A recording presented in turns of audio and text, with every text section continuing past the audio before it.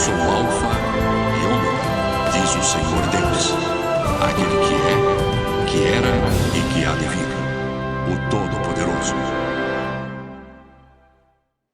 Estamos sendo agora alimentados por Deus nessa palavra de João, capítulo de número 17, que pode ser considerado o texto mais importante de toda a Sagrada Escritura, já que é Jesus falando, depois de falar conosco acerca de Deus, falou com Deus acerca de nós. E é assim que ele está agora sentado, esse homem, Jesus, que nós acabamos de ver aqui no Salmo, mais formoso entre os filhos dos homens, é o único também que subiu ao céu, até agora. Conforme João 3,13, ninguém subiu ao céu, a não ser aquele que desceu do céu, o Filho do Homem que está no céu. E no céu Jesus está sentado à destra do Pai, intercedendo por nós. Essa oração é um modelo da intercessão que Jesus faz ao Pai por nós. Aleluia. Então no primeiro versículo está dizendo que, tendo Jesus falado estas coisas que foram escritas desde o capítulo 13 até o capítulo 16, então ele levantou os olhos ao céu e disse ao Pai, vamos dizer juntos: Pai, é chegada a hora, glorifica a teu Filho, para que o Filho te glorifique a ti. Assim como lhe conferiste autoridade sobre toda a carne, a fim de que ele conceda a vida eterna a todos os que lhe deste. E a vida eterna é esta: que te conheçam a ti, o único Deus verdadeiro, e a Jesus Cristo, a quem enviaste. Eu te glorifiquei na terra, consumando a obra que me confiaste para fazer.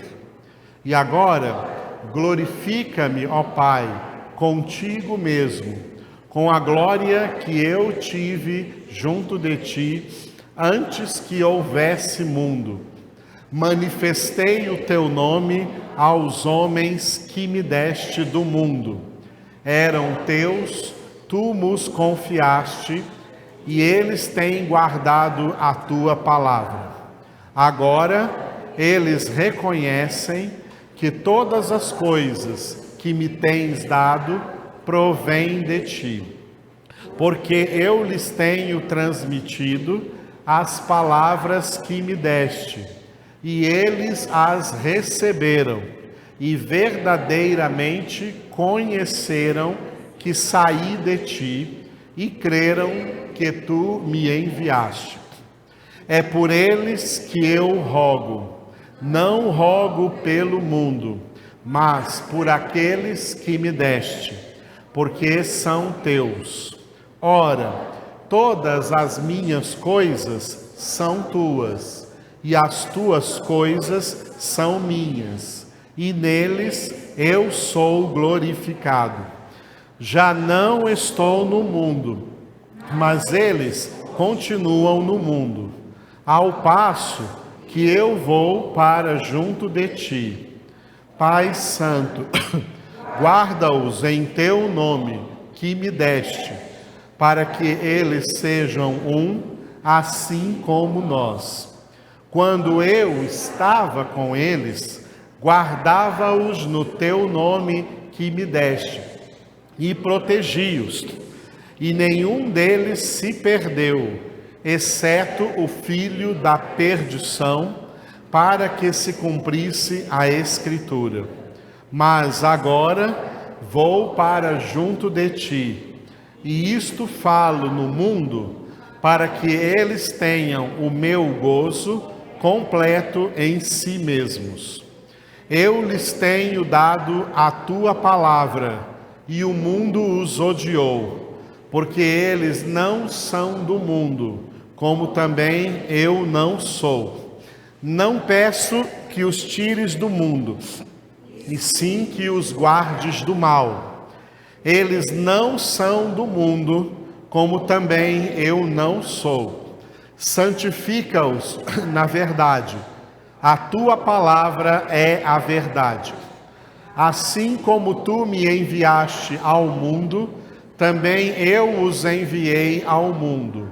E a favor deles, eu me santifico a mim mesmo, para que eles também sejam santificados na verdade. Não rogo somente por estes, mas também por aqueles que vierem a crer em mim, por intermédio da sua palavra, a fim de que todos sejam um, e como és tu, ó Pai, em mim e eu em ti, também sejam eles em nós, para que o mundo creia que tu me enviaste. Eu lhes tenho transmitido a glória que me tens dado, para que sejam um, como nós o somos, eu neles e tu em mim, a fim de que o mundo sejam aperfeiçoados na unidade, para que o mundo conheça que tu me enviaste e os amaste, como também amaste a mim.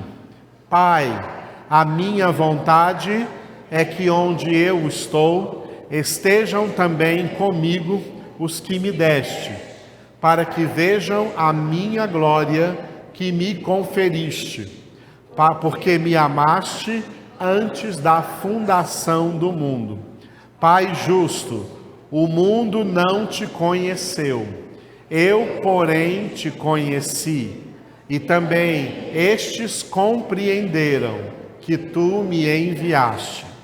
Eu lhes fiz conhecer o teu nome e ainda o farei conhecer, a fim de que o amor com que me amaste esteja neles e eu neles esteja. Aleluia. Glória a Deus. Aleluia.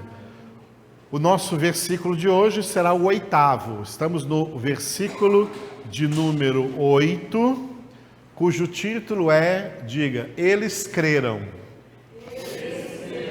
Uma das marcas fundamentais dos eleitos de Deus é a fé. Aleluia. A salvação é por graça mediante a fé. A fé bíblica, a fé que vem por meio de Jesus Cristo, como está escrito em Atos 3,16. A fé que vem por meio de Jesus Cristo. A fé que não é de todos. Por isso Jesus não ora por todos, ora por aqueles que nele creram. A fé que Paulo diz em Tito 1:1, a fé que é dos eleitos de Deus. Uma das marcas que leva os eleitos de Deus para a glória, uma das marcas com que Deus sela os seus eleitos, seus filhos, é o dom da fé. A fé salvífica, a fé para salvação, a fé que vem por meio da palavra de Cristo, da palavra de Deus para nós. Aleluia. Então Jesus está orando aqui por aqueles que nele creram. Ok? Como se manifestou então essa fé? É o que vai dizer no versículo. No versículo 8, então Jesus orou ao Pai dizendo: porque eu lhes tenho transmitido as palavras que me deste, e eles as receberam e verdadeiramente conheceram que saí de ti e creram que tu me enviaste. Leiam.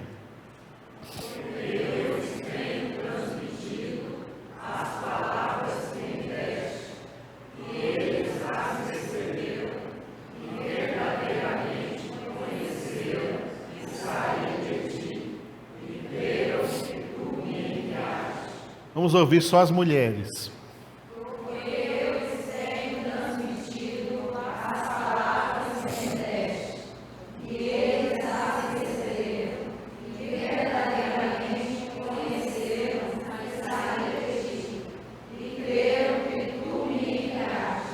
Agora os homens aí.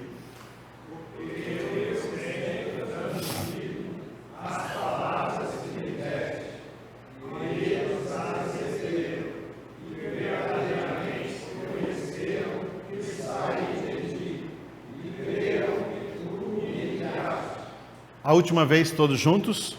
Porque eu lhes tenho transmitido as palavras que me deste, e eles as receberam e verdadeiramente conheceram e saí de ti e creram que tu me enviaste. Aleluia. Este versículo nos ensina a origem da salvação, a origem do verdadeiro conhecimento de Deus, a origem da fé. A origem dessas três coisas: a origem da salvação, a origem do conhecimento de Deus e a origem da fé é a palavra de Deus. É a palavra de Deus. Fora da palavra de Deus, não há salvação. Não há conhecimento de Deus e não há fé em Deus, tá? Não há fé em Deus. Fora da palavra de Deus, o que os homens recebem, eu grifei ali o verbo receberam. Fora da palavra de Deus, o que os homens recebem? Fora da palavra de Deus, os homens recebem todas as influências do mundo. Eles recebem de tudo o que há no mundo. E de tudo o que há no mundo, a própria palavra de Deus nos ensina que tudo o que há no mundo é a concupiscência da carne, a concupiscência dos olhos e a soberba da vida. Sem a palavra de Deus, os homens que estão sem a palavra de Deus, tudo quanto eles recebem é mundo. E não pense que mundo é apenas, o que a gente acha que é mundo, apenas, vício, prostituição, alcoolismo, essas coisas todas que é essa banalidade promíscua do mundo todo. Quando fala que recebem mundo, também recebem as religiosidades do mundo, que são falsas, tá? As religiosidades do mundo são influenciados por essas religiosidades. Cada um numa determinada ramificação religiosa qualquer aí. É isso que eles recebem e recebem de todo o coração deles. Porque não estão recebendo a palavra de Deus, e quem não recebe a palavra de Deus recebe mundo. E o que eles conhecem? Nota que eu grifei ali os verbos: receberam, conheceram e creram. Receberam, conheceram e creram. O que as pessoas do mundo conhecem, já que elas não têm a palavra de Deus, elas não têm o verdadeiro conhecimento de Deus, porque o verdadeiro conhecimento de Deus só vem a alguém através da palavra de Deus. Não conhecendo, portanto, a Deus, não tendo conhecimento de Deus, o conhecimento que as pessoas recebem é o conhecimento do bem e do mal, que era o fruto da árvore que Adão e Eva não deveriam ter comido e pecaram ao comer e levaram toda a humanidade ao pecado. Gênesis capítulo 2, Deus coloca Adão e Eva no paraíso edênico, no Éden, para prová-los, e coloca ali todas as árvores necessárias para o alimento físico, tá? Para o alimento do corpo, e eles podiam comer de todas essas árvores. Dentre elas estava, por exemplo, a macieira, viu? Eles podiam comer a maçã não era o fruto do pecado, não, igual ensinaram para crianças por aí. a macieira, a laranjeira, a mangueira, todas as árvores frutíferas eram para o alimento do corpo. E Deus plantou também no jardim do Éden 2 árvores diferentes dessas. 2 árvores emblemáticas, que tinham um significado. Não me pergunte como que eram essas árvores, porque só quem as viu de perto foram Adão e Eva, tá? Eram árvores emblemáticas. Não sabemos como essas árvores eram, mas a palavra de Deus nos diz o que essas árvores representavam. Uma delas era a árvore da vida. A árvore da vida representava Jesus. A árvore da vida era Jesus Cristo lá no jardim do Éden. Deus colocou Adão e Eva no jardim do Éden, mas colocou o seu filho Jesus lá com eles. Jesus estava lá no formato, no emblema da árvore da vida. A árvore da vida representa a palavra de Deus, que é a origem da salvação, que é a origem do conhecimento de Deus, que é a origem da fé verdadeira, da fé salvífica. E Deus não proibiu a eles de comer a árvore da vida. Eles podiam comer de todas as árvores que alimentam o corpo, tá? Alimento material, mas Deus colocou também para o homem o alimento espiritual. Porque o homem não é como um animal que apenas se alimenta do alimento material, físico, orgânico. Mas Deus queria que o homem também tivesse vida plena espiritual, e Deus colocou a árvore que alimentaria o homem nessa vida plena espiritual, que é a árvore da vida. E Deus colocou uma outra árvore. Essa outra árvore era a árvore de prova, porque Deus prova o homem, tá? O homem é provado por Deus, ok? Ninguém gosta de prova, mas Deus prova, viu? Deus prova. Você não gosta de prova? Vamos começar a gostar, porque Deus prova. Você não escapa das provas de Deus, tá? E de uma prova você só pode sair de 2 maneiras: ou sai aprovado, ou sai reprovado, ok? Se sair reprovado, quem sabe você tem ainda a chance de se recuperar e passar por essa prova de novo. Isso acontece com muita gente. Mas tem muita gente que, ao ser reprovado, não tem mais chance de passar de novo pela prova. Já está reprovado definitivamente.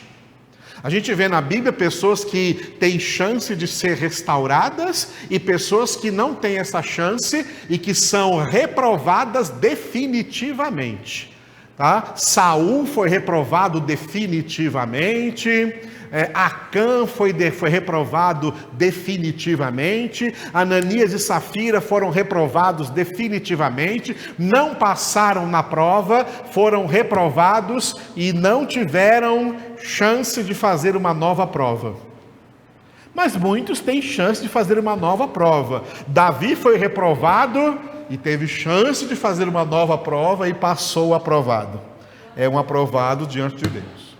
Não sei como vai ser o seu caso, ou o meu, cada caso é um caso. Então se prepare para passar pelas provas de Deus e fazer como Paulo disse em 2 Timóteo 2,15. Procura apresentar-te diante de Deus aprovado, como obreiro que não tem de que se envergonhar, que maneja bem a palavra da verdade.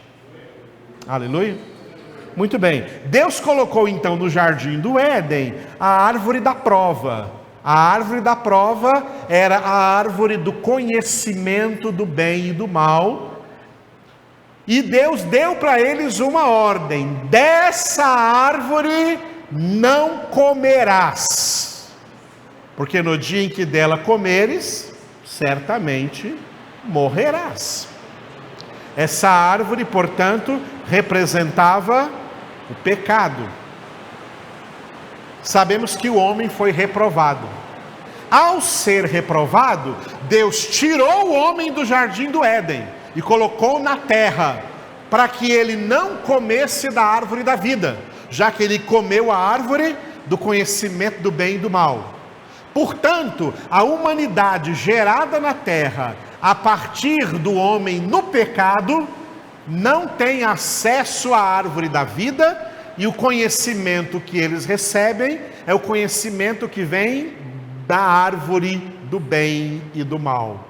Que forma o quê? Que forma o pensamento humano em conformidade com o pensamento satânico, com o pensamento diabólico.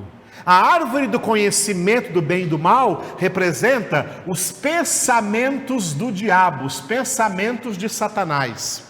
Em Mateus capítulo 16, quando Jesus repreende o apóstolo Pedro, ele repreende o apóstolo Pedro, dizendo assim: arreda, Satanás, tu és para mim pedra de tropeço, porque tu não cogitas, não pensas das coisas de Deus, mas das coisas dos homens.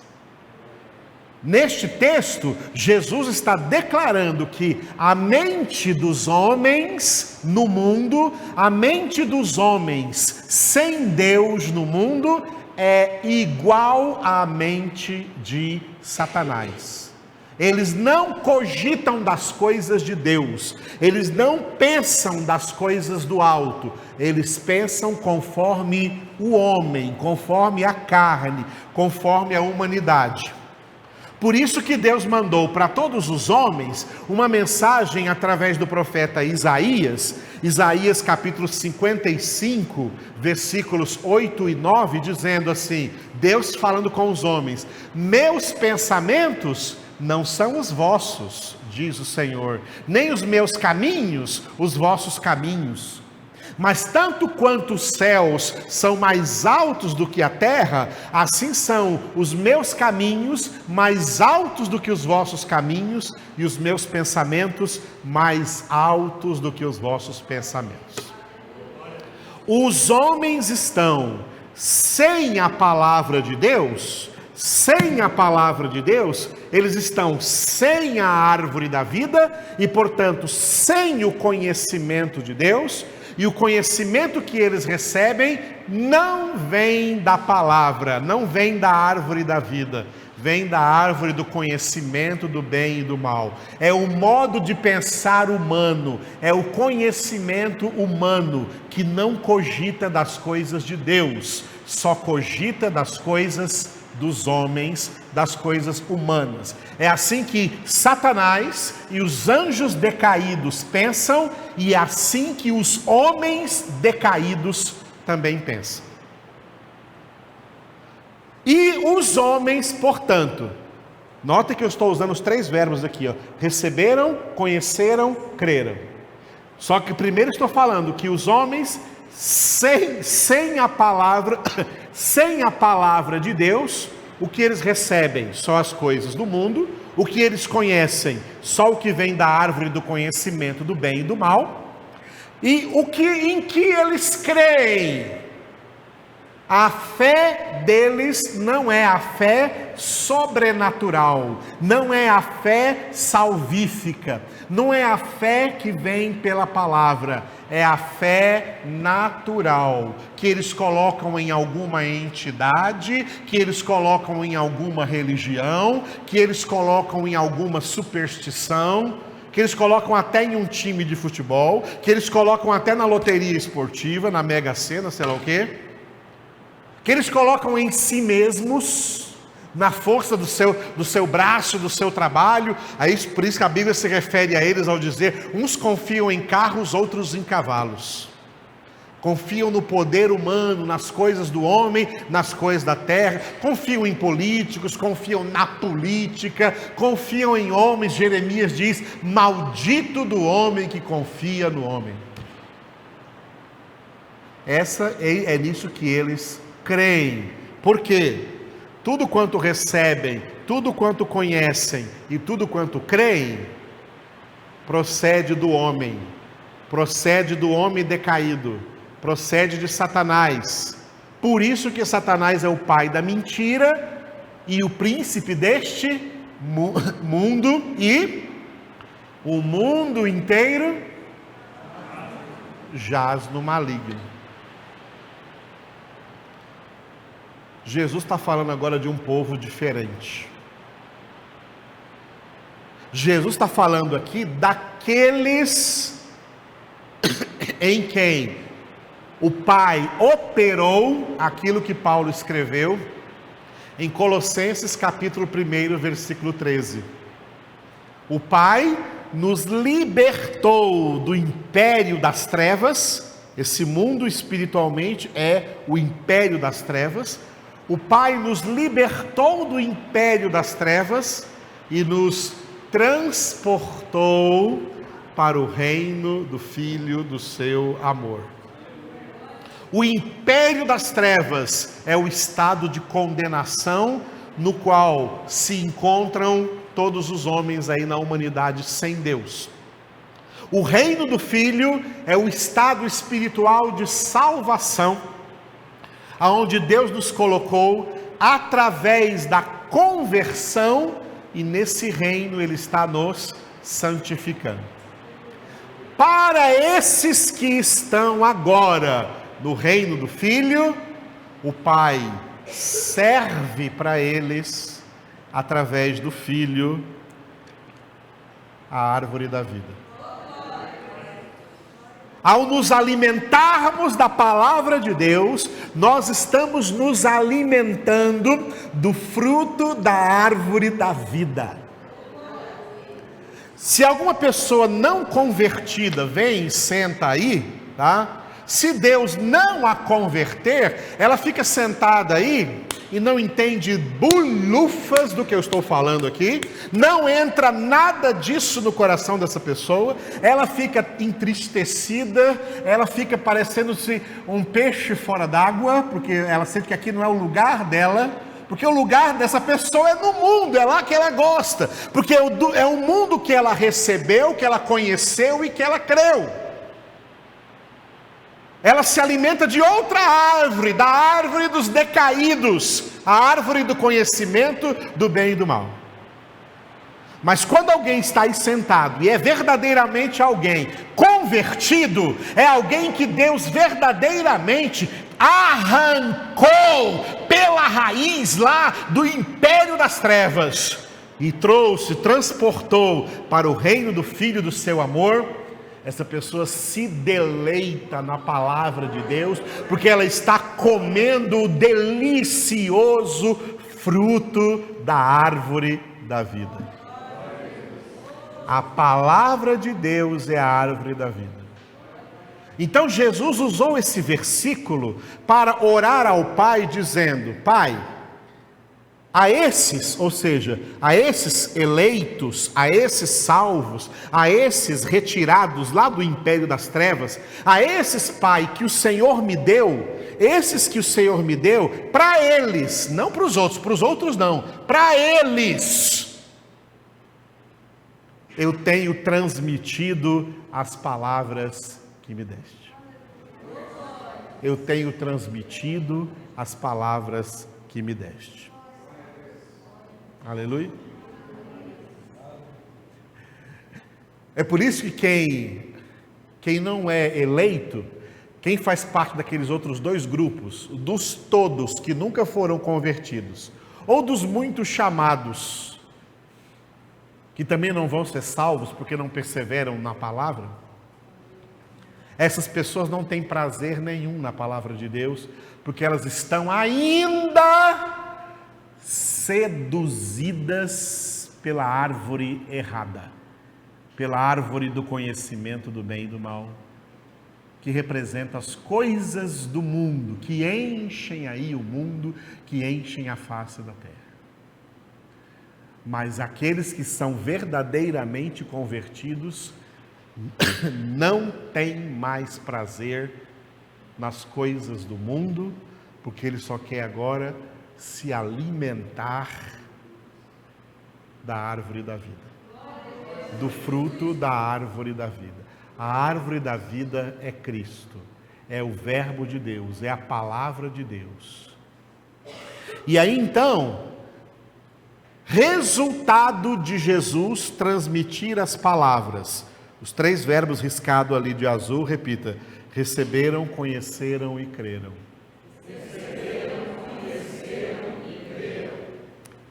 Eles receberam, eles as receberam, ou seja, eles receberam a palavra, tá? Atenção para o verbo receber aqui, porque muitas pessoas querem entender o verbo receber no sentido de uma falsa liberdade de escolha, naquele sentido em que as pessoas dizem: eu recebo se eu quiser.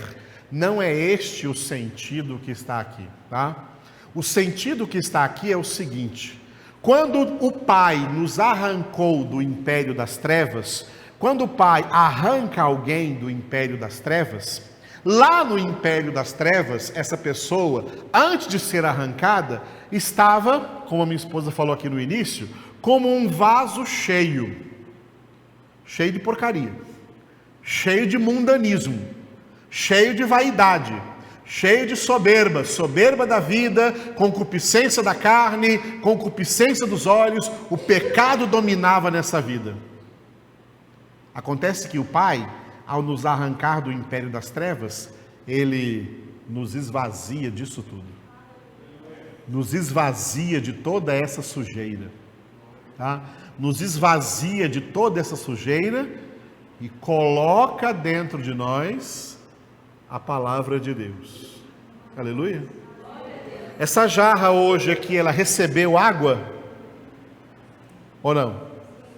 Por que ela recebeu água? Porque ela estava limpa, lavada e pronta para receber água. Então ela recebeu água. Quando o Vilobaldo pôs água nela, ele perguntou: jarra, você quer receber água? Ele perguntou para ela? Não. Ele foi lá e encheu ela de água, porque é para isso que ela serve.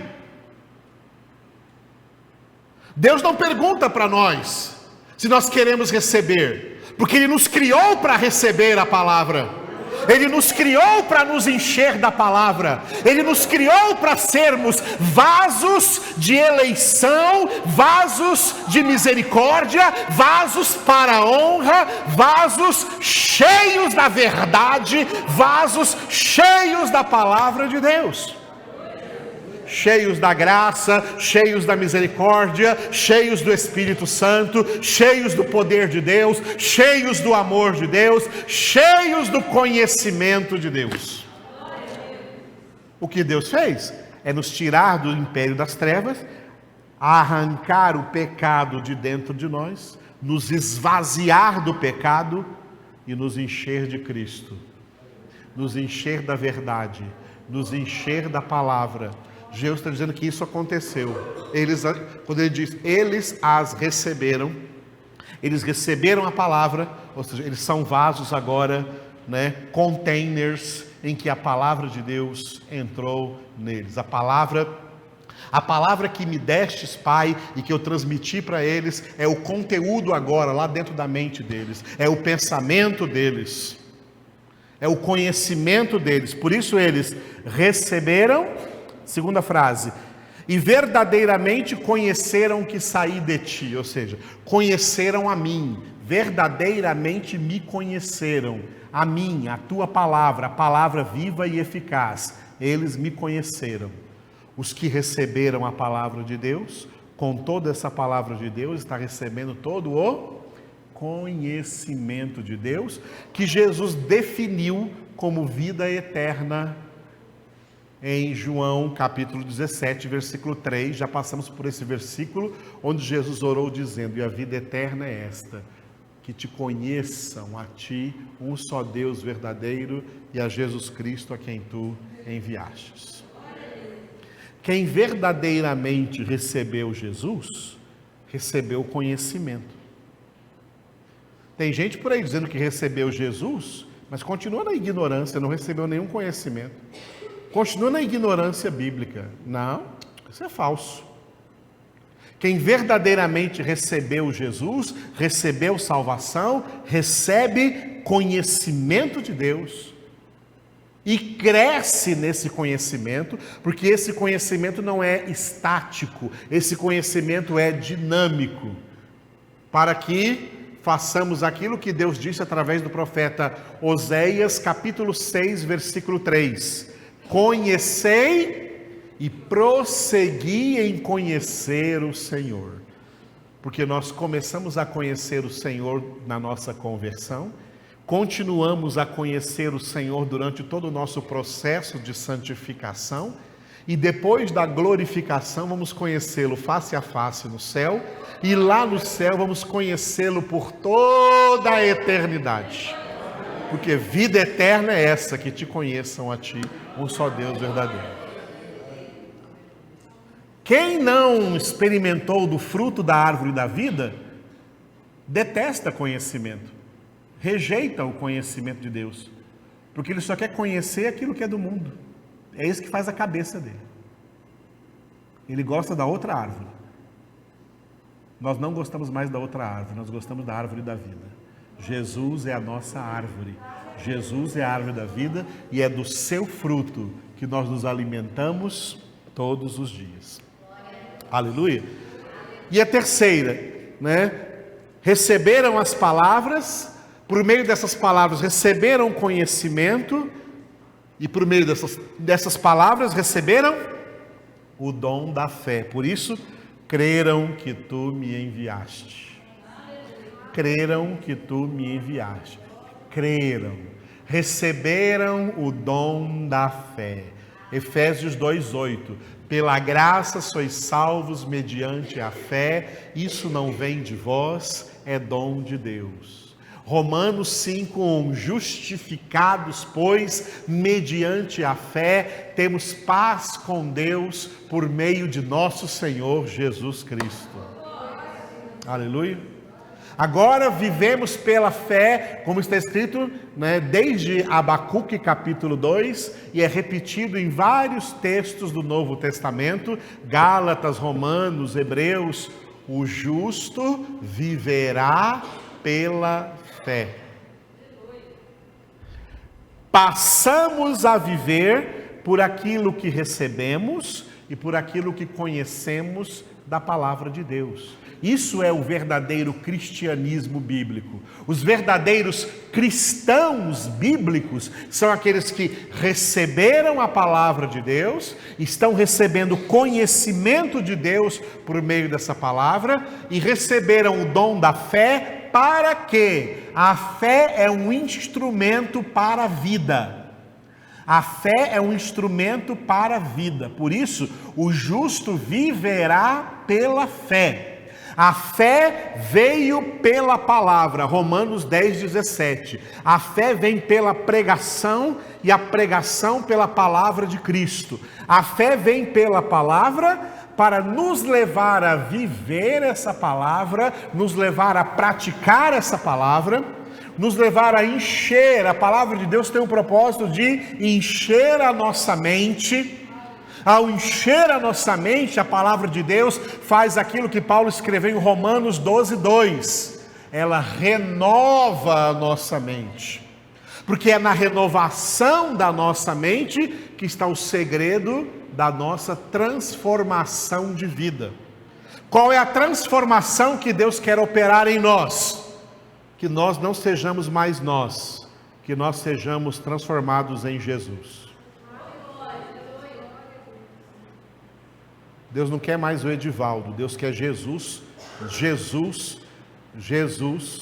no Edivaldo. Ele quer o Edivaldo transformado em Jesus. Assim, Deus não quer mais você, não. Ele quer você transformado em Jesus. Porque você é uma lástima. Ele quer você transformado em Jesus. Todos os nossos pecados é uma manifestação ainda do nosso eu. Porque Jesus, como o mais formoso entre os filhos dos homens, ele não peca. Quanto mais transformados em Jesus, mais vamos deixar de pecar. menos vamos pecar, mais santos seremos. Portanto, é por isso que Romanos 12:2 diz: sede transformados, tá?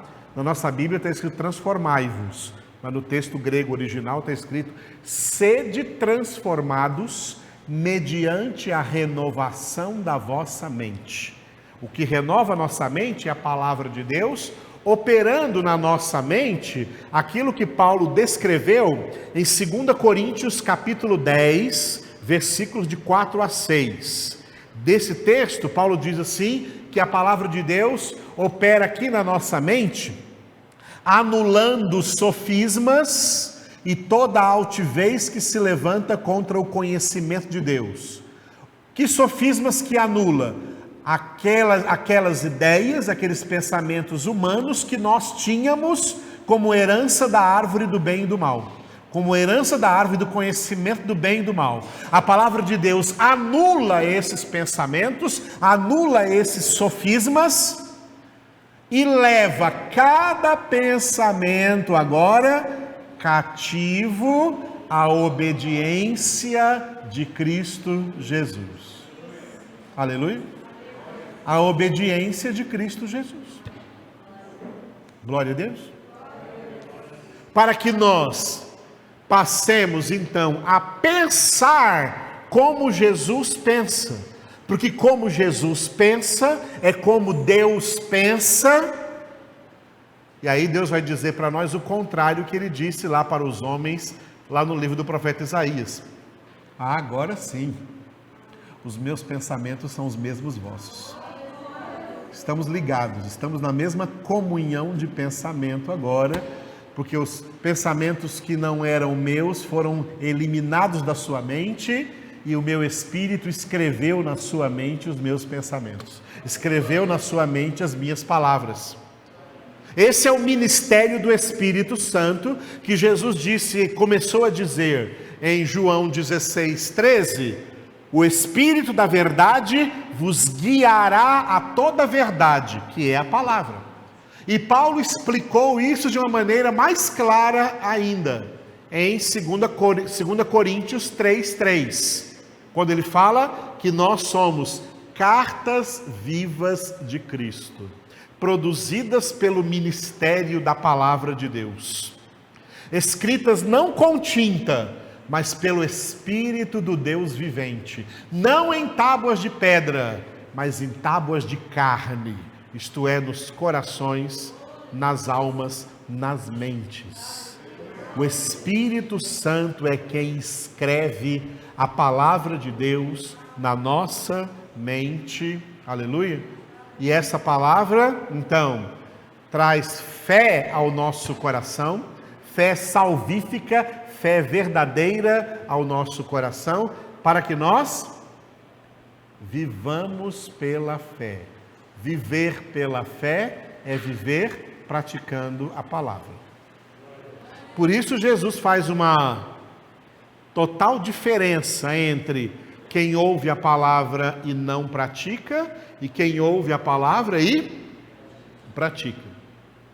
Quem ouve a palavra e não pratica, não são filhos, não são eleitos, não estarão no céu, porque a palavra de Deus diz que grande será a ruína deles. Essa grande ruína é perdição eterna, condenação eterna. Mas para aqueles que ouvem as palavras e as praticam, se tornam inabaláveis, porque eles estão edificando a sua vida sobre a rocha que é Cristo Jesus. Só podemos viver, só podemos praticar a palavra de Deus se o Espírito Santo escrever aqui na nossa mente. Por isso você tem que guardar bem, de todas as palavras que eu citei aqui, guardar bem 2 Coríntios 3:3, tá? A palavra das cartas vivas de Cristo. Deus quer fazer de nós cartas vivas de Cristo. A palavra escrita na nossa mente. Nós já não vivemos, já não conversamos, já não praticamos, agora critérios humanos, pensamentos humanos, jeitos humanos, mas agora vivemos do jeito que Deus quer que a gente viva.